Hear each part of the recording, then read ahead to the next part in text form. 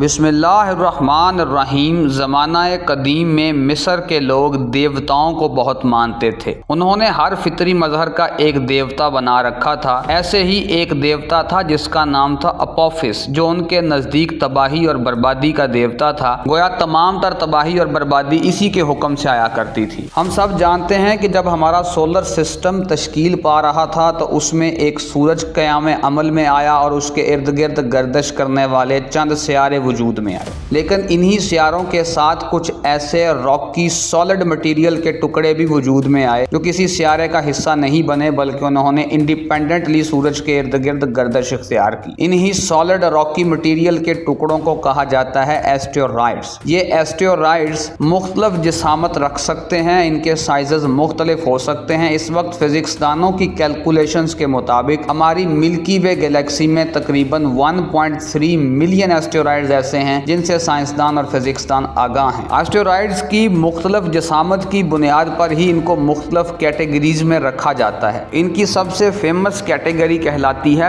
PHAs یعنی potentially hazardous ایسٹیرائڈز۔ یہ وہ ایسٹیرائڈز ہوتے ہیں جو کہ اپنی جسامت کی وجہ سے اور زمین سے اپنے فاصلے کی وجہ سے زمین کے ساتھ ٹکرا کر زمین پر تباہی پیدا کر دینے کی صلاحیت رکھتے ہیں۔ تو اگر ایک ایسٹیرائڈ کی وڈتھ 460 فٹ ہو یعنی تقریباً 140 میٹرز اور وہ زمین سے 20 لیونر ڈسٹینسز کے برابر فاصلے کی حدود میں ہو تو اس کو پوٹینشلی ہیزارڈس ایسٹیرائڈ مانا جاتا ہے۔ اسی کرائٹیریا کو اگر مد نظر رکھا جائے تو اس وقت تقریباً 2500 ایسے ایسٹیرائڈز ہیں جو PHAs کی کیٹیگری میں فال کرتے ہیں۔ لیکن اب سوال یہ پیدا ہوتا ہے کہ ہم نے اپنی بحث کا آغاز تو کیا تھا کہ پرانے زمانے میں مصر کے لوگ دیوتاؤں کو مانتے تھے اور ان کے نزدیک تباہی کا اور بربادی کا دیوتا ہوتا تھا اپوفس، اور بات لے آئے ہم گھوم گھما کے ایسٹیرائڈز کی طرف۔ تو یہ دونوں چیزیں آپس میں آخر کیسے جڑتی ہیں؟ تو ہم آپ کو بتاتے چلیں کہ سائنسدان جب ایسٹیرائڈز کے متعلق تحقیق میں مصروف عمل تھے تو 2004 میں انہوں نے ایک ایسا ایسٹیرائڈ ڈسکور کیا جس نے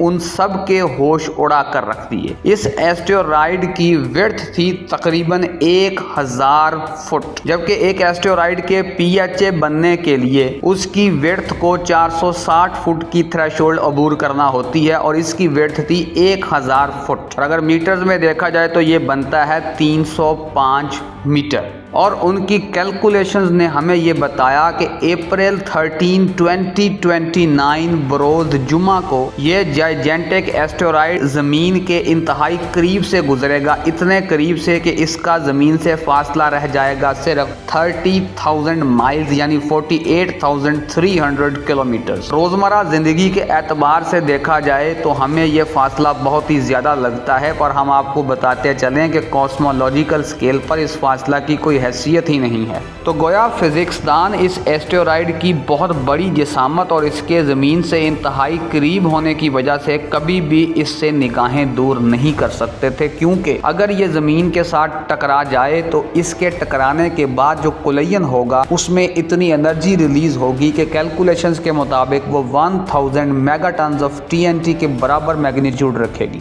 تو اسی جائجنٹک ایسٹیرائڈ کو اس کے ڈسٹرکٹیو پوٹینشل کی وجہ سے نام دیا گیا اپوفس، جو کہ Egyptian god of chaos and destruction کہلاتا تھا۔ گویا اپوفس اگر زمین سے ٹکرا جاتا ہے تو اس کے نتیجے میں جو دھماکہ ہوگا وہ ایک نیوکلیئر ویپن کے ایکسپلوژن سے کئی گنا زیادہ طاقتور ہوگا میگنیچیوڈ میں، اور اپنے امپیکٹ والے علاقہ سے دور کئی 1000 کلومیٹرز تک وہ اپنا اثر دکھائے گا اور زندگی کو متاثر کرے گا۔ 2004 سے 2021 تک تقریباً 17 سال ناسا اور یورپین اسپیس ایجنسی کے محققین صرف اور صرف اسی کام میں مصروف عمل رہے کہ کسی طرح سے وہ یہ کیلکولیٹ کر پائیں کہ اپوفس کے زمین سے ٹکرانے کے کتنے امکانات ہیں۔ تو بلاخر 2021 میں انہوں نے دنیا کو یہ بتایا کہ اپوفس زمین کے ساتھ بالکل کسی قسم کا ٹکراؤ اختیار نہیں کرے گا اور ہماری زمین اپوفس کے ٹکراؤ سے بالکل سیف اور ساؤنڈ ہے۔ ساتھ ہی ناسا کی طرف سے لوگوں کو یہ بھی بتایا گیا کہ ابھی تقریباً 100 سال تک اپوفس کے زمین سے ٹکرانے کا کوئی امکان موجود نہیں ہے۔ کچھ غلط خبریں بھی فیس بک फेसबुक पर, यूट्यूब पर फैलाई जाती हैं, जिनके मुताबिक 2068 में अपोफिस अल्टीमेटली ज़मीन के साथ टकराएगा। पर नासा ने इन तमाम खबरों की तरदीद की है। उनके मुताबिक 21वीं सदी में अपोफिस के ज़मीन से टकराने का कोई खातर का इम्कान मौजूद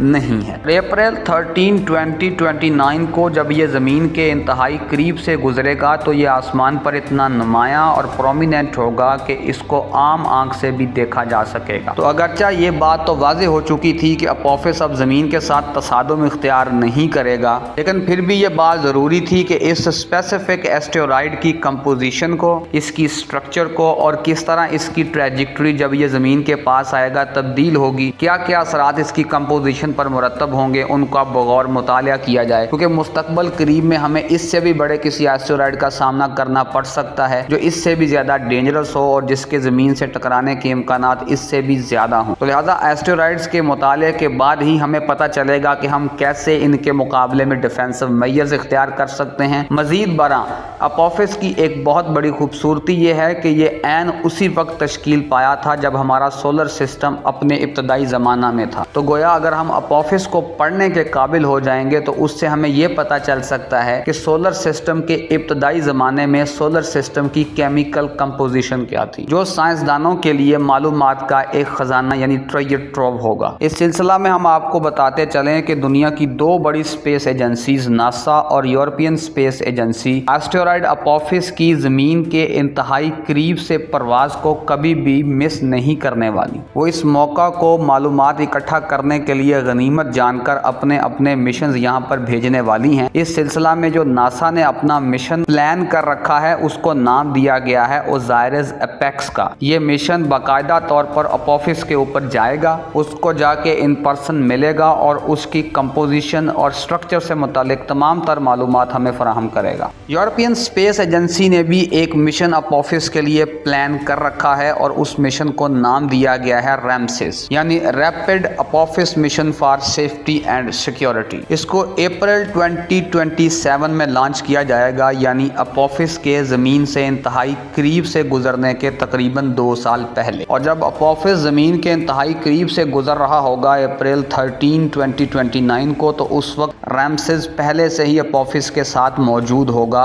उसको वहाँ पर पहुँचे हुए 2 मंथ ऑलरेडी बीत चुके होंगे। ये थी आज की हमारी वीडियो जिसमें हमने आपको अपोफिस के मुतालिक तमाम एस्पेक्ट से मालूमात फराहम करने की कोशिश की। उम्मीद करते हैं आपको वीडियो पसंद आई होगी।